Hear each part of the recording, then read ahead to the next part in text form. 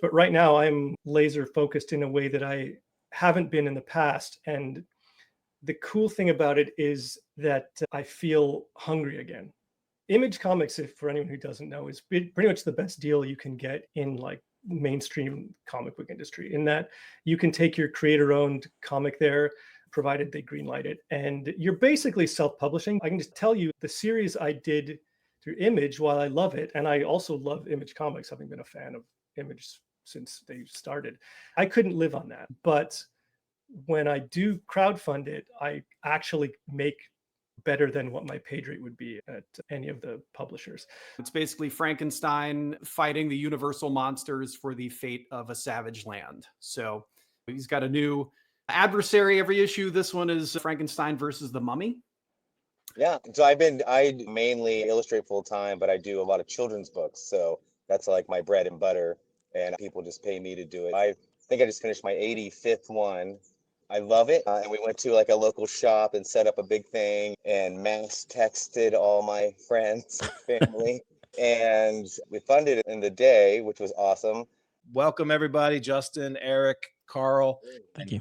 Today, what I want to do is let everyone share a bit about the project that you are currently have out on Kickstarter, and give you a chance to also, if you're so moved, share a little bit about why this project, why right now, and how to connect with it. So I guess I'd love to start by bringing on Karl and just have Karl share a little bit about this awesome project that you have going on right now, Transit Magpie. Hey, Tyler. Hi, everybody. Yeah, no pressure. Yeah, I've launched this project. It's called Death Transit Magpie, which is the third installment of a comic book series I've been doing for the last really only a year. I kickstarted issues 1 and 2, I think last year, maybe late the previous year. It's a science fiction comic about a young woman who has an accident and ends up being able to speak to and see dead people. And her job ends up being to kind of lost souls into the afterlife. And in doing so, she has to basically find these bodies, solve murder mysteries, and confront some kind of monster or alien inevitably, and then help these souls on to some sort of hopefully happy afterlife. So I did the first 2 issues, and I did the first issue kind of on a whim with no plans to kickstart it or even print it. And I fell in love with the idea so much. It was during the pandemic that I decided to put it out there and see if anyone liked it. And the response was so good that I just continued it, because a concept like that spawns so many stories kind of immediately, and I almost couldn't get them down fast enough. So I've got a lot of issues planned, and I wanted to do this as a series. Like, my first Kickstarter was for a print edition of my webcomic, The Abominable Charles Christopher. But this is the first time I'm doing anything serialized on Kickstarter. And I decided last year to pretty much say no to everything that I was doing in the work for hire space. Typically, my career has been doing comics for Marvel and DC. I have an Image comic. I've done Superman and Batman. I co-created Gotham Academy at DC. I had a comic called Isola, which is a fantasy adventure comic through Image. And the direct market for comic books is fractured, I mean, to say the least. It is between distribution and a dwindling audience and just the way people purchase things. I found so much more viability in crowdfunding for making my own books that I thought it was just worth pursuing this on an issue-to-issue basis. I could do this at Image. I mean, there's no reason I couldn't. I've had offers from publishers to do this, and there's no reason I couldn't do this through a publisher, but I struggle to see any advantage other than potentially, I guess it's good advertising. I mean, having your comic out in a store is basically, it wouldn't be paying my bills, but it would be hopefully casting a bit of a wider net. And perhaps somewhere down the road, I'll do a larger collection through a publisher just to get it into bookstores. But right now I'm laser focused in a way that I haven't been in the past. And the cool thing about it is that I feel hungry again. You know what I mean? Like, yeah, I don't know where my next, like, I don't have another paycheck coming. Like, I do like the odd variant cover for publishers here and there, but like, I'm just all in on this. So if these Kickstarters don't work, then I guess I've got options, but this is where I want to be, and this is where I'm happiest. So yeah, so far so good. It's going well. I'm curious, like, did you go and do like the calculations of like, okay, well, I could do Kickstarter and here's the result that I think they could have. And if I went through a publisher like an Image, I would need to sell like X number of copies to match the Kickstarter. And Man, I didn't yeah. have to. I had enough experience from my Image book. So Image Comics, if for anyone who doesn't know, is pretty much the best deal you can get in like mainstream comic book industry, in that you can take your creator-owned comic there, provided they greenlight it, and you're basically self-publishing, but you do help you a bit on the back end in terms of some production, and they get you into the distribution catalog, and you pay them a nominal fee per issue, but you own everything. I mean, you own everything outright. So it's a great deal. I can just tell you the series I did through Image, while I love it, and I also love Image Comics, having been a fan of Image since they started, I couldn't live on that. We basically made enough money issue to issue to pay our colorist and our letterer, with a little bit left over for myself and my co-writer. And that was just not a sustainable model. It makes more sense to do it here, where I'm working for free on these issues, because I like to have an issue completed before I kickstarted. I'm working for nothing for 3 to 4 months, but when I do crowdfund it, I actually make, you know, better than what my page rate would be at any of the publishers. So it all pans out in that aspect. What I'm curious to see, and I'm thrilled to be talking to you guys because I'm eager to just get into the weeds on this stuff. One of the common sentiment or evidence about Kickstarter campaigns is that serialized books will kind of snowball into a larger audience over time, as opposed to in the direct market, where you're dealing with serious attrition from issue to issue. Like you'll start with a strong issue 1 and kind of pretty rapidly plummet to a plateau where you're maybe just getting by. I haven't seen the inverse of that exactly here, but I have seen slowly diminishing returns, very slowly. And I don't know if that's just the market, the economy, the environment currently, or if it's just the book finding an audience. Like, just in comparison from issue to issue, it's around the same number of backers from issue to issue, but it loses a little bit of traction as we go on. So I'm really interested to see where that goes. It's still far and away like the best thing I could be doing. But I'm curious to see how the trend goes. Yeah, and I think that's an interesting topic that we can explore a little bit, and we've got some folks that are worth exploring it with. I'm going to bring in Clay Adams now, who is also serializing, but the book that you have going right now, Clay, is the latest from the Blazing Blade of Frankenstein series. What can you tell us about this book? Yeah, so we cast Frankenstein's monster as a Conan-style barbarian. I like to pitch it as sword and sorcery meets gothic horror. It's basically Frankenstein fighting the universal monsters for the fate of a savage land. So he's got a new adversary every issue. This one is Frankenstein versus the Mummy. And, you know, it's funny thinking about my why. I haven't really thought about that since the first issue, because we're kind of up and rolling. For me, Frankenstein is just one of my all-time favorite novels. I mean, you read it today and it feels like it was written just yesterday. It's so fresh and says a lot about life that's still applicable.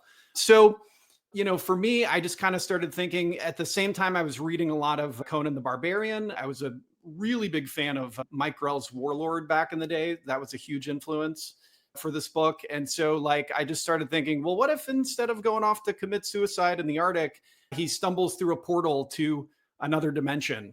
I kind of discovered another book called The Blazing World, which is also about a portal to another dimension in the Arctic.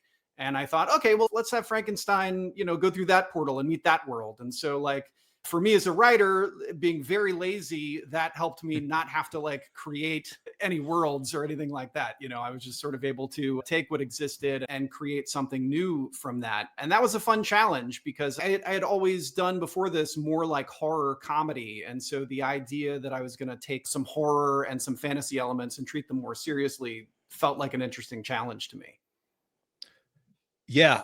And I think it's definitely something that there's multiple ways that can connect to an audience. What do you have any thoughts about, as someone that has now multiple series and series that you've been serializing in different formats? You've tried things like, you know, bigger than normal launches, issue launches, single issue launches, and have been, you know, crowdfunding relatively frequently. Any thoughts based on Karl's question about serializing and the difference in sort of whether there's attrition, there's building? Yeah. Well, one of the things I've been doing this campaign that I've never done before is first thing I do every day is I go to KickTrack, and not to look at like the projections, like don't do that, because you'll just have a wildly skewed idea of what it is you're actually going to make, and then you're going to get depressed as you see that number go down every day. So I ignore that. But what I do is I compare how the campaign is doing with previous campaigns. And so I've started just in the notes app, just typing that in every day. And where that has been extremely helpful to me is that, like, it's very easy in a Kickstarter campaign to get to a point, especially these days when the dead zone seems to come a lot earlier than it used to. It's very easy in a campaign to start feeling like, oh my God, this campaign is doing horribly. Like, what all my other campaigns did great. Why is this one just doing so awful? And where the KickTrack thing has been helpful is that I can see exactly where I was on every single campaign on that exact day. And so, for instance, in terms of the attrition, so like our first issue, it did sort of feel like the direct market in the sense where it's like we got some pretty big numbers, and I was also coming off some pretty big campaigns. Now, this was like 4 years ago, completely different Kickstarter environment. People had, government stimulus money to spend. They were home during COVID. Kickstarter was really booming, and there were fewer projects going on. But I was coming off some bigger projects. We got some big numbers on that first issue. We had a little bit of a drop with the second issue, a little bit of a drop of the third issue. But what I'm able to see on KickTrack is that, so like, yeah, we're a little bit behind on this book where we were on issue 1, but we're tracking right along with issue 2, right along with issue 3 in terms of backers, in terms of money raised. And so like that was sort of able to calm my nerves a little bit. Just saying like, oh, no, this is like going exactly as planned. And, beyond that, what I think is beneficial about, say, Kickstarter versus the direct market, right? Let's say your numbers go down in the direct market. Well, those numbers that are going down, those people are only buying a $4 comic or a $5 comic, right? Whereas if your numbers are, say, trending slightly down on Kickstarter, those 330 people that have backed my project, they're not buying a $5 book. They're buying, a $12 book, but they're also maybe getting the $40 catch-up tier. They're also maybe getting original art, So Tyler, I was very interested to hear you say like what your philosophy is about what you want your average pledge level to be, because I had never thought of it like that. I just knew like, okay, this feels good. We're like right at I think $29, which is a little more than twice what the, regular physical level is. But I can also compare that, like looking at issue 2, where I go, okay, issue 2, we had more backers, but the average pledge level was only $22. And, perhaps that's because there are fewer issues to catch up on, right? You're coming into issue 2, you're only going to get issue 1 as part of a catch-up tier, but with issue 3 and issue 4, you're spending more and more money. So I am seeing that average pledge level creep up as the issues go on. So unlike the direct market, you can sustain a series even if there is, the slight attrition that might happen from issue to issue. Yeah, I think there's a lot there, and it feels like Kickstarter definitely gives you more ways to win and more ways to pivot than the direct market. Because like if you're releasing a series, and Karl's probably seen this, like when those issue 2 numbers come in, and if they're gutting, well, guess what? Issue 3 has already been solicited. So there's not much you can do about it. So there's not a lot of room to pivot, or there's not multiple ways to win. So, a campaign is going, and it's clear by day 15 that we are not going to hit our backer count. Well, something sometimes as similar as rolling out like an extra variant, or getting a guest cover, or even just a tweak like, hey, all right, we're doing metals on a metal version. We're going to do 10 of these. Well, if you sell 8 of them, all of a sudden you might make up for whatever the, a 5 or 10% drop in backers might be, and you have options to pivot. I want to bring on our other 2 guests here that are making their comics launch debut. And so I'd love to please introduce yourself, and then we'll bring on Justin as well, and then we'll talk about your projects. But yeah, Eric, kick us off. Yeah, so we just started the comic, The Ballad of Dust Blood, and it was kind of, Justin came to me with an idea. He's like, hey, let's do a Western comic book, and we've never done it before. And so we started building out a little town called Promised Valley, and all the complicated Western characters we could find, and it's a lot of fun. It's just a straight up Western story, and yeah, it's good. Yeah. And Justin, you want to build on anything there? Yeah. So I mainly illustrate full time, but I do a lot of children's books. So that's like my bread and butter. And I don't make them, people just pay me to do it. And so I think I just finished my 85th one. I love it. It's super fun, but it's usually not the art that I want to do. And it's never anything that I created. So I have wanted to do a comic book for a really long time. I love comic books. I've had a couple ideas in a few years past, and I've taken them to Eric, like, hey, I have this idea, but they never really stuck. And then around December, I was like, hey, I have an idea for a book I want to do. I just don't write. I hate writing. It's not my thing at all. I was like, would you write it? And so Eric created right now it's a 13-issue story arc, and this is issue 1, and it's I was thinking of the why when you were saying that, because I don't know if I've ever processed that before. But for me, the biggest thing, and I don't know if this is a real answer, but it's fun. It's so much fun. I love drawing. I love doing things that I want to do, and I love Westerns. And so I was like, I think this will be just fun to do. And so our first issue is pretty long. It's 42 pages, but I thought of Kickstarter. I was like, well, this is a way to do it. And then I immediately found this podcast. I was like, all right, let me just start taking notes. And we launched this past Saturday. So I shot for a cool date. So we picked Free Comic Book Day. And we went to like a local shop and set up a big thing and mass texted all my friends and family. And we were hoping for like 50%, or I think I got from your podcast like 35% or something the first day, but we funded in the day, which was awesome. And then we put in a couple of like ideas and like things to kind of get through the slump.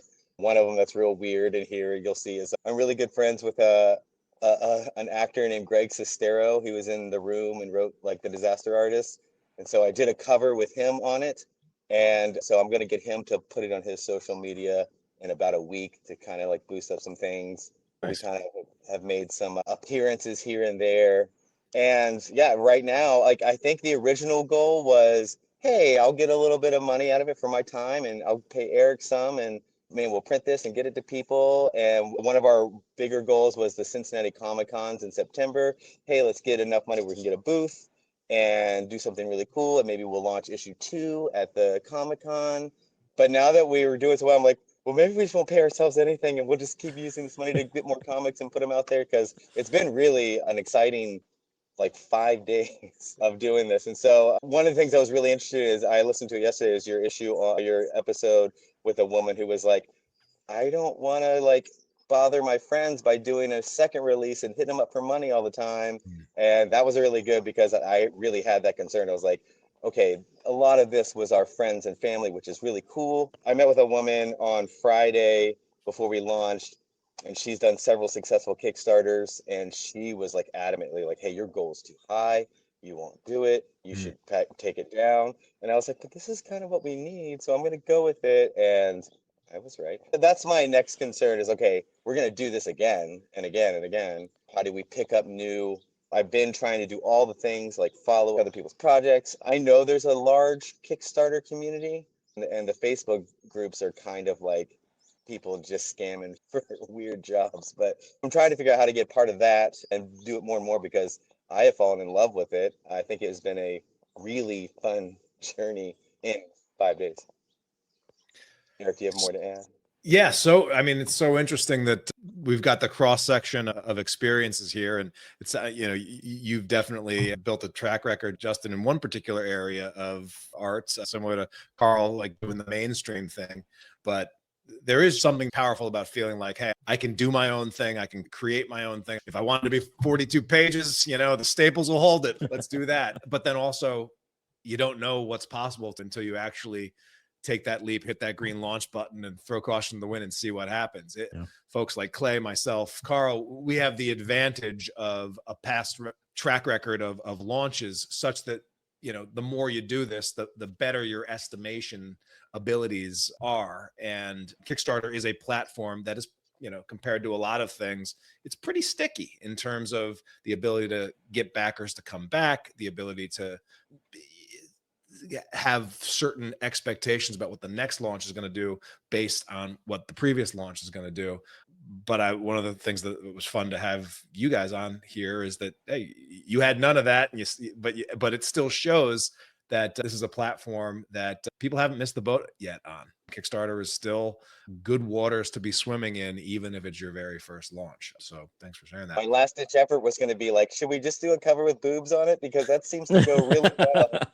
Yeah. So, I mean, like, I guess something that I would open up to you guys is if there's any questions or particular things that you want to get feedback on from Karl and Clay, just in terms of like where your next moves are. Yeah. But let me know if there's anything in particular and we can roll from there. Sorry, Eric. I was going to say, I think one of the things that caught us kind of unaware, because we were expecting not to hit the goal the first day, was just how do you maintain momentum throughout a campaign? We've got stretch goals and that kind of thing, but how do you continue to keep people engaged in what's going on and that sort of stuff? I think that was the big question that came to my mind first. Well, the first thing I'd recommend is a crowdfunding launch planner.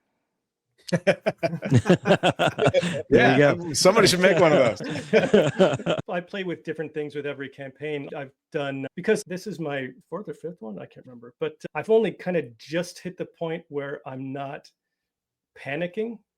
You know what I mean? Like, it took 3 campaigns to be able to do this without freaking out every day. And just feeling like you're failing, like you're forgetting to do something. And now I'm sort of in a place where I'm like, okay, well, these are the stats. This is how it compares to everything. This is my audience. Like, clearly this here is the audience, and it's pretty solid. So now my job is really just outreach. Like, how do I expand this? So I do different things. Like, I like to do live drawing stuff. Like, if you're working on sketches, I drop add-ons of original art. Usually once a week, I'll do 3 new pieces of art and put those up. It gives you something to talk about in an update. You can put it all over social media. You can record a video of yourself doing it. It's fun for people to watch. Usually people will watch and make suggestions. Then maybe they'll buy the piece as soon as it goes up.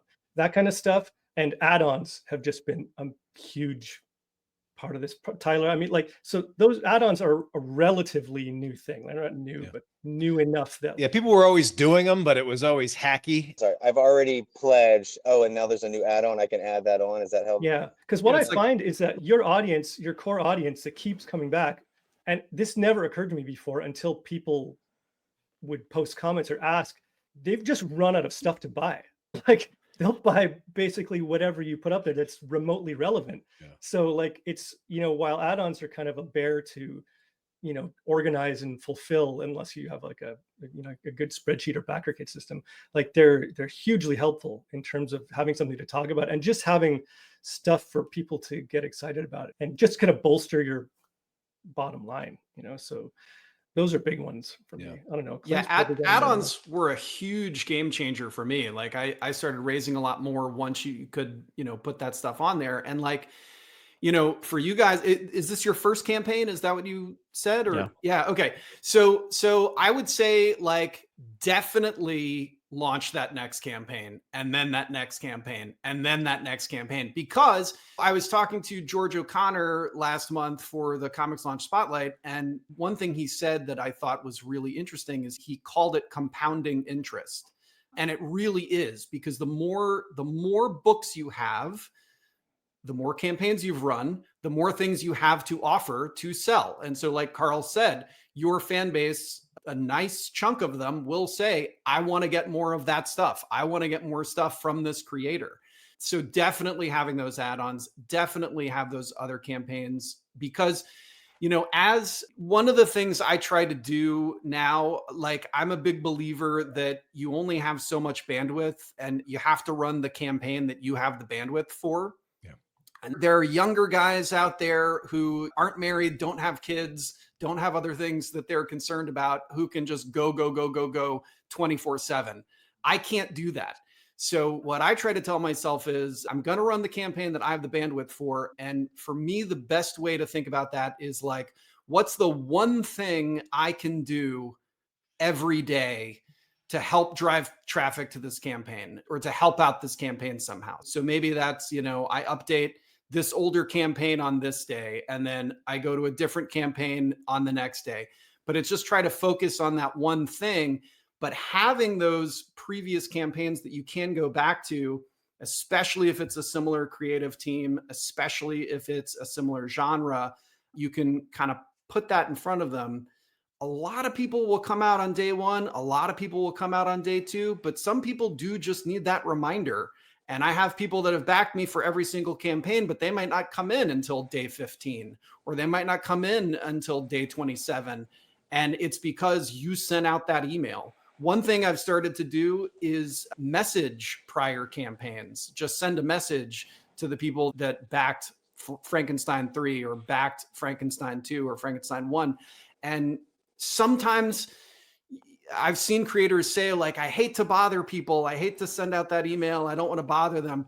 And you do kind of feel that way because, I know I don't love for my inbox to get inundated with stuff. But at the same time, like, so for instance, couple weeks ago, it was the middle of the dead zone. We had slowed down. We were getting maybe like $100 a day. And when you go from a few thousand, in the beginning of the campaign to suddenly, $100, that's a trickle. Which is always, it's funny because unless you're doing a comic book convention, and even sometimes if you are doing a comic book convention, a lot of times you're not making $100 a day in comic books. Yeah, for sure. Relatively to, it's like, oh, that feels bad. No one loves me anymore. Yeah. So I sent out a message to an older campaign, and immediately I got a piece of hate mail. Somebody who was not happy that I had messaged them, wanted to let me know what they felt about it. And I felt bad for about 5 minutes. And then I got like $600 worth of pledges coming in. And I thought, I'll take that one piece of hate mail in exchange for the funding. You got to do what you got to do.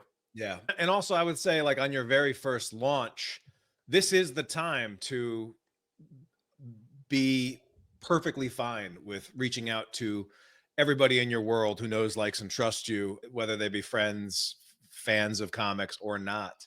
The analogy I always bring up is like, if you were opening a coffee shop or you were a car mechanic and you had a new auto body shop or a candle store or literally anything, you wouldn't just limit the people that let know about it to the people that are diehard candle fans or whose car broke down. You would literally, put a business card and let your entire world know so that they can let, they're tuned to it and they will let other people that they know are into this stuff and point towards you. And so, Shane W. Smith is somebody that has done lots of Kickstarter campaigns over the years. And he said his first campaign was 80-20 family friends, but by his like 10th campaign or fourth or fifth campaign, I think it had flipped. It was still getting about 20% of my backers are people that I'm friends with, but 80% of them are people that have discovered me through launching and then launching again and delivering on my rewards and getting my stuff out there. And those are like the sort of true fans. But I can't stop my mom from backing my Kickstarter projects or making comments like, hey, Tyler, have you thought about putting out your comics in much bigger print? as her eyeglasses need a new subscription. That was a question I had about, like, how did you transition from friends and family? Because I would say probably 70% of who's backed ours so far are people who love us, don't necessarily love comic books. So I really want to figure out, like, how do you get into that crowd? Because I love comic books, but I don't typically think, like, I usually don't want more kitsch. Like, I don't want an extra drawing. but I would like a sheriff's badge. That sounds cool. Like I like things like that. But, so I was trying to figure out, how do you go from, okay, these people love me and they might do it, they might not, to, oh man, these people love comic books and they particularly like ours. Like, how do you get the comic audience? If you guys have any advice on that, I'll take it. My advice is that like the Kickstarter platform takes care of a lot of that, because somebody backs your campaign and then everybody that follows that person gets an email blast that says, you know, so and so just backed this campaign. And then, you know, it just does, like Justin, I think you were saying before we went on the air, right? That like my project was recommended to you like every time you went on the platform. Like Kickstarter will do that, right? I think what happens is there's a cross-pollination, as like I back Karl's book and I back Eric's and your book. And so like once that happens, when your campaign comes up, right? Like all of our books come up as recommended, you know, if you've got a lot of crossover in that audience. And so Kickstarter itself is putting you out there. So for me, the thing I always preach is the importance of the project image, that's your comic book cover. That's what's going to get somebody to click. Kickstarter will put it out in front of people, but you've got to have a project image that's good, that's great enough that somebody's going to go, I got to check this campaign out. And then it's your page's job to convert. Yeah. And another thing that I will also just, you know, since you guys are here and we're supporting one another, just to give you guys a little pro tip, the page looks great, but you made the decision to put all of your copy in as images. And one, that's a little hard to read. And two, for someone like me or a fellow comic book creator who, let's say they want to shout out your project, well, they have to go and either translate or copy. They can't just cut and paste some of your best lines here. And as a podcaster, I'm always looking for ways to make my life easier. And so I would encourage you, rather than baking all of the text into these images, even though, you know, you're an illustrator, you're used to doing that, and you know, it's fine. But also remember, like, this is going to be read on or a lot of people are reading these on phones. Like, you know, more than half of the Kickstarter traffic is on phones. Eye strain is a thing. And then also just like, you know, what Clay might during a launch might shout out, you know, a dozen or 24 projects, but he doesn't want to, like, if he has a choice between the project that it's very easy to grab a synopsis or the project that I have to go and do my own translation, I'm going to probably gravitate towards the one that, you know, saves me a little bit of time, because he's got kids, he's got all these other things and only a limited amount of time. Yeah, that makes sense. That's a thing I didn't consider as much until this was the fact that a lot of this traffic is on a phone. And I made a really conscious effort this time to make my graphics way bigger, to have hookier stuff at the beginning, and to keep in mind that like everything relevant, like what this thing is and why it's cool and the best looking thing about it, should be in your first 2 to 3 thumb swipes. After that, it's gravy, right? Karl, I noticed yours, when I went to it, you can side swipe through each tier. I don't even know how you did that. It works out really well. But that's a Kickstarter thing. It might just be because I put graphics in there. Like, I don't know how that works. Can you sideswipe through rewards? Is that how? Yeah. I haven't even looked at it really closely. I went to back this project and then I could sideswipe. So scrolling down, and it was a cool next image. Oh, well, that wasn't me. It was really user friendly. Was that on the Kickstarter app, Justin? It was on the app, yes. Yeah. On the app. I mean, one of the things that's cool is Kickstarter's advanced analytics now. So they show you some interesting stuff. And when I would use Google Analytics, I would see, 80% of my traffic tends to be coming from mobile. But I would always be surprised that, like, even that, if that's the case, like a good chunk still comes from desktop. But you see right now, more people are actually backing from mobile than desktop when you take all things into consideration. So yeah, just, you know, considering all of the ways that people are going to be looking at your project and trying to make sure that you're not doing anything that would turn off any backer, I guess, is always the challenge. Would you recommend changing that now? Go ahead. Would you recommend changing that now? Yeah, there's probably nothing. It definitely is not going to hurt your campaign to plug in a few changes and add that information. You know, obviously it's already a page that is converting and turning some new people in, but, you know, there's nothing wrong with making changes throughout the campaign. I think most creators do that. Karl, I'm curious, as someone that has now been through this ringer a few times, what are some things that you've learned since your first launch that maybe Justin and Eric haven't even thought about yet that you might want to flag for them? The big things are that pre-launch is almost everything. Like getting the word out. I did a pre-launch page like 3 to 4 weeks out from launching this thing. And I actually delayed the launch just to get more backers on there, clicking the notify me button. I think there were like 700 or so people following this thing before I launched it, so that you have like a really strong launch day, like that your first hour or so of your launch is super affected by how many people are already following it ahead of time. What are other big things I've learned? Well, really, like I just had firsthand experience now in how powerful Kickstarter is as a platform in pushing this stuff. If you look at any of the statistics, I mean, I've got a mailing list. I've got my mailing list isn't huge, but it's like, like I think there's like 3,000 to 5,000 people that I'm reaching out to. I'm doing it through BackerKit launch. I'm doing it through my own mailing list, but nothing compares to Kickstarter's internal recommendation system. Like it's far and away the most beneficial thing you're going to have in your campaign. And the funny part about that is, like, I think the number one source of traffic from Kickstarter is it reaches out to people who have backed your project before, like a creator you've backed before. Here's a new project from a creator you've backed before. Now, ostensibly, those are the same people I just contacted through BackerKit, right? But the Kickstarter system takes precedent over that for whatever reason. Like Kickstarter also has, if they have the app, they might get a notification on the app that's on their phone. It might show up like when they log into Kickstarter. So all of that in addition to an email. Yeah, you're absolutely right. Like it is, I think some creators, I know early on, I was like, oh, all right, well, I'm going to do this to reach these specific people. When in reality, people that are fans of you might be following you 2, 3, 4, 5, 6, 7 ways, which some creators take as, oh, okay, well, then I have to limit the amount of communication that I'm going to do. When in reality, it's like, no, someone might be connected to you in 5 different ways. And if you send to all 5, they might see you once or twice because of the volume of other people out in the world that are trying to compete for attention. The other thing I've learned is that you basically have your audience that you're reaching directly through email and all this stuff.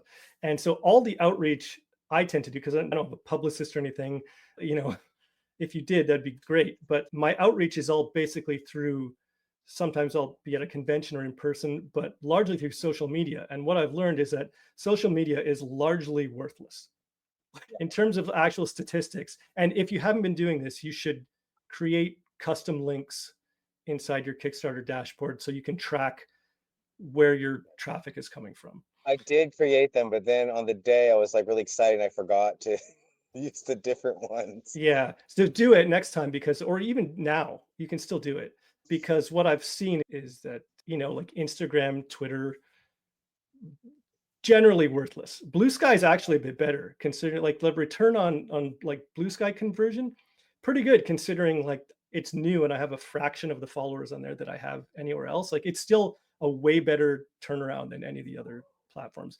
Keep in mind, I'm paid for any ads. Like if you're going to use social media like Facebook and stuff, I guess pay for ads, because otherwise it's almost not worth doing. In my other art world, I found that Facebook can generate some sales and Instagram only generates likes and never sales. That's been my experience. Hey, I have a question about who you guys are printing through. Are you allowed to talk about that? Like who you print your comics with? Or Yeah. you have to... Am I the only Canadian here? I'm in Canada. So like we have a bunch of giant printers here in Quebec, and a lot of them used to print, well, maybe still print all of the mainstream books. So there's one nearby, it's called Transcontinental Printing, and I use them for basically everything. I've priced out several different ones. I even reached out to the Comic Experience, Tyler, the guys that you talked to. Are they in Austin or something? I can't remember where they are. You're muted. Yeah. Sorry about that. Yeah. The Comic Experience folks, they partner with a printer in Korea. Oh, okay. So I do all my printing in here locally in Canada, and I benefit from that greatly now because I'm not paying any tariffs on anything that I get made here. So I do want to just share something. I don't know if you've seen any issues, Karl, but for all my Canucks out there that are listening to the podcast and yourself as well, this post came through the Comics Launch Pro community. You were talking about communities, Justin, that are good on Facebook. Well, I built one so that it wouldn't just be people like spamming to look for work that might be trying to scam you. But Craig Talifer is a Canadian, and he said, and this is not cool, he said, just had a whole stack of Kickstarter reward shipments rejected at the border and sent back to the warehouse in Montreal. The shipping company I use only had a drop and go location in Ottawa. I had to drive to Montreal to retrieve them. Basically, the new rules for shipping to the States is that there has to be a made in Canada sticker on the outside and on every item inside the package, meaning they're opening everything and looking for Chinese contraband. Shipping collectibles like comics where people expect them in pristine condition, this is less than ideal. And so he's got just talking about how he has a bunch of packages and, this may impact his interest and ability to ship to the States, especially if there's a lot of damages in the shipments. But the big sort of, I guess, initial thing for our Canadian folks is something that you can actually do to battle against this insanity that's going on right now in our country. Apologies, everybody, but invest in some made in Canada stickers. If you're printing in Canada and shipping to the United States, better safe than sorry. And yeah, I hadn't seen evidence of that until now. I had actually already been thinking about making some made in Canada stickers. Technically, I think if you print a book, you're supposed to print on it somewhere where it's been printed. Usually it's inside though. So I may just print that on there's no nice way to do it. I don't want to put it on the front cover, but you never know what someone at Customs is going to do. I'm also sourcing local people for making embroidered patches and things, because those I've been buying those through an American company who sourced them from China. So I don't even know how that works. Like I think it gets taxed every time it crosses any border. So I'm just trying to avoid all that now. If you bag and board the comics, can you put the sticker somewhere on the bag so it's like unobtrusive? Yeah, or get a stamper and stamp the back of the board.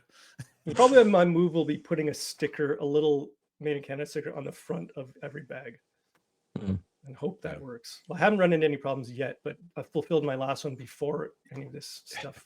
Yeah, I mean, the one thing that I know, the big news was that as of May 1st, the de minimis exemption has gone away. It used to be, Karl, that if you're shipping something to the United States and it was marked under $800 in value, there was no tariff on it whatsoever. And there's also an exemption for printed products too, I thought, but also who knows? I think that might still be it this afternoon. But they may also be going, searching for contraband, right? To whack. Who knows? All I know is there was a treaty that outlined this. Yeah, exactly. Yeah. There have been 12 new executive orders since we started this live stream, and they all contradict each other. So And this could be, isn't there a conversation going on right now between your prime minister and our guy? Yeah. He just came back from a meeting with, and throughout the tariffs on movies potentially coming from overseas. So Clay's a voice actor, but he will probably get tariffed if he uses any foreign accents. Just just got to speak American. That's right. That's right. Do you guys have any advice on we're going to do a con, and I have some things I want to do, but I don't even know how many issues you should take. And especially us who are a little small time too. I don't know how to prepare for that in September either. Boy, that's tough in terms of doing a first convention. I mean, I would just say take as much as you can that you can comfortably travel with, because the dream is to sell out, but the nightmare is you bring all this stuff and then you have to take it all back home. Yeah. But really it's one of those things that doing it for a little bit, you'll sort of figure it out. I would maybe sort of think about the price points that you're going to have on the table, and then think about how many of each of these do I need to sell in order to make my money back, and possibly base it off of that. What do you guys sell your independent comics for at the conventions? Well, it depends. Most Like I try to have a wide range of price points, right? So like I might have hardcovers that are pricey, maybe like $60 or something. And then maybe like a thick trade paperback. Like I've got the Nightmare Theater horror anthologies. One of those is almost 300 pages. So that might go for $40. We might have some for 20. Like the individual floppies, what I'll usually do is maybe 10 a piece, because the pricing for conventions might be a little bit different than Kickstarter, right? Because Kickstarter, somebody's paying a premium for the ease of just clicking a button from anywhere in the world and then having it shipped to them. Plus, they're getting other stuff, they're getting bonuses, they're getting the digital editions and all of this stuff. Whereas somebody coming to a convention, they've paid money to get into the convention hall already. They've already paid a premium. They've had to fight the crowds to find you at your table, and they're not getting anything digital. They're not really getting any bonuses. So it's usually a little bit different. But so I'll do like maybe $10 a piece. But then if there's some kind of bundle deal you can work out, perhaps if you're selling a whole series of something, it's like, well, it's usually $10 a piece. But if you buy the whole set, it might be like you get one free or something like that. It's some kind of deal that might encourage people to buy a set as opposed to just a single issue. Yeah, $10 is what I was thinking. That's what I normally pay when I buy people's books. But I encourage you, as Clay was saying, take what you're doing on Kickstarter and try to apply the same logic where you understand that there are going to be different kinds of people coming through. Some people might barely be able to spend a few dollars, whereas others might buy everything that you have and then some. And so, back when I was in my early convention days and I just had like one book, well, I would often have a whole table to fill up. So I was having, copious amounts of the book, maybe a couple of variant covers, maybe pricing the variant covers so that there was some price differentiation as well. But then I also might be selling original art or prints, having some well done prints, sometimes something that helps if you want to level things up a notch, and also potentially give yourself another selling point is you might make up a small batch of prints, but brand them for the convention itself. So, hey, these are convention exclusives prints. Then people at conventions are kind of like, swap meets where people can't like if you give people a choice and the choice involves a deal, they'll walk right into it. Like I was at a convention. I'm at the point where most of what I bring to conventions are trades now, not single issues. But I was like, well, the trade collections are just $25, but we got a 2 for $40 deal right now. Oh, 2 for $40. Well, I have to do that.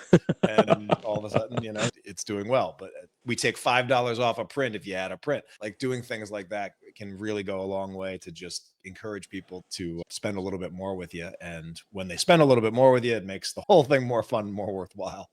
Yeah. I went to Heroes Comic-Con last June, and it happened to be during the campaign for Death Transit issue 2. So I had copies of issue 1 there that I was selling, but when someone came and asked me about it, I would say they're $20, but they're free if you scan this QR code and back issue 2 right now at the table. And a lot of people did it, like way more than you would think. That's good. So I would just give away issue 1 and they would back issue 2 on the spot.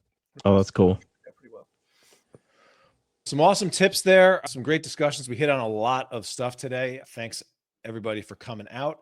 What I'd like to close things off is just point us for each of these campaigns, point us to one cool reward or thing that you're especially excited and hope people will give a extra thought to check out. Eric and Justin, kick us off. Something cool reward on Ballad of Dust and Blood. What do you want to highlight? So we did a live event and I made bookmarks and sheriff badges, which were cool. But I think our next stretch goal are tote bags. And I have my own screen printer, and I'm excited to try to make those if we can get to tote bags, which is actually like $500 more, I think. Oh, yeah. You're less than 500 away from getting Ballad of Dust and Blood totes. Yeah. Cool. Clay, I know you like to streamline your campaigns, but any covers or any rewards in particular you want to shine a light on for the Blazing Blade? Yeah, I mean, so because I do like to streamline, I want to shout out all the covers. I think all the covers are great. And so we do have a tier where you can get all the covers. And I think we've given you a nice price on that, sort of like I was talking about with the convention deals. We do a nice deal there. We have the print catch up at 40, and then I think it might be, is it 29 possibly? For you get all covers, it might be 39. I'm blanking, put on the spot, but we have all three covers, 39. Yep. All three covers, $39, which is a pretty great deal when you consider that, they're all like in the $14 to $20 range. Mick Byers and Wes Hartman did a great job on the main cover. Craig Tyfair did, who we were just talking about. He did a great cover, and Brian Silverbacks and Wes Hartman did our Universal Monsters variant, sort of an homage to the poster. So I'm really happy with how those came out. So yeah, go get them all. And I have to give a shout out to Cece, who left a comment earlier. Thank you for tuning in, Cece. She's a great supporter. I met her at a convention a couple months ago. So thanks for tuning in. Shout out to Cece. Also, Clay is taking advantage of the recently rolled out feature to highlight or to set one of your rewards as a featured reward. And he's doing this. This is kind of a pro tip for those of you that are serializing. Make the first thing available that catch-up tier, such that for people that are just discovering your thing for the first time, they're seeing a reward at the very front where they can get all caught up on everything. And the pledge level is higher than what would normally be showing up, which would be your lower price pledge. So that's a good little pro tip there. Yeah, and secret rewards have been great additions. Yeah, it's definitely cool to see that Kickstarter is just innovating and paying attention to what people are asking for. So don't be afraid to be loud. The Kickstarter team is listening. I know, because often after I release a podcast where I'm reviewing one of their new features, I get a message from the team asking for some clarifications or wanting to go over some of the things that they're working on. It's kind of cool.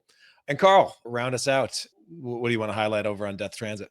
Every campaign I usually do a really limited commission tier so people can commission original art. It's always really popular and kind of sells out very quickly. So what I did was I created a tier that's 3-issue catch-up bundle, but also comes with the sketchbook for every one of these issues. And so the sketchbook comes with an actual drawing in it. I think my favorite tier, the one I recommend to most people, is just the 3-issue catch-up bundle. It's like the first 3 issues. But if you want art, you can get that bundle also with a little sketch in the book, which I think is a pretty good deal. Absolutely. And I've actually also used some of the secret reward tiers when I'm cross-promoting with a couple of people on this campaign. And it's easy to use and works pretty well. Like, I've been happy with how that works out. Very cool. Well, I want to congrats all of you on successful campaigns, and we'll be continuing to watch what you're launching now and in the future. I really appreciate all of you. The Comics Launch Planner is going to give you a roadmap so you can launch confidently, whether this is your first campaign or you've launched a bunch. Hey, I'm George O'Connor. I've kickstarted 10 projects raising over $50,000, and Comics Launch is a big reason for my success. Tyler has studied Kickstarter for over a decade, and he's going to help you avoid pitfalls and give you the best insights to make sure that you and your project shine on the platform. He's also going to help you with the mental aspects so you can stay sharp and positive and professional throughout the entire launch. This planner is going to give you the tips and insights Tyler's created from over the years of studying the platform and helping hundreds of people launch their projects. As someone who's been with Tyler since the beginning of Comics Launch and has absolutely benefited from his insights and trainings, I cannot recommend the Comics Launch Planner enough. I've been using the tools from Comics Launch since 2020 to run all these successful Kickstarter campaigns. When it comes to running a Kickstarter, I never thought I could do it until I started using Tyler's tools and tips and tricks. He really has this great way of putting everything together and making it so easy to tackle. So something big and challenging like a Kickstarter campaign becomes really easy to do when it's broken down into these steps. My name is Melissa J. Massey, purveyor of fine fantasy comics and tragic shenanigans. I would recommend this to anyone who wants to launch a book or a comic on Kickstarter. It really breaks down the process and helps you to position yourself well so that you can stand out and deliver a fantastic book to your audience. I mean, the results don't lie, and the pile's getting a little hard to hold, so check out the Comics Launch Planner. It's going to be the best investment you make for yourself and for your creative business. Before Comics Launch, I struggled to raise $3,000 on my first campaign. And since joining Comics Launch, I have raised more than $370,000 across more than 30 campaigns. That's a huge difference. It's quantifiable. Hey everybody, it's Clay Adams. I'm the writer of Blazing Blade of Frankenstein, Dream Quest, co-writer of Carmilla Unbound, Prodigal Son, and co-editor of the Nightmare Theater horror anthology.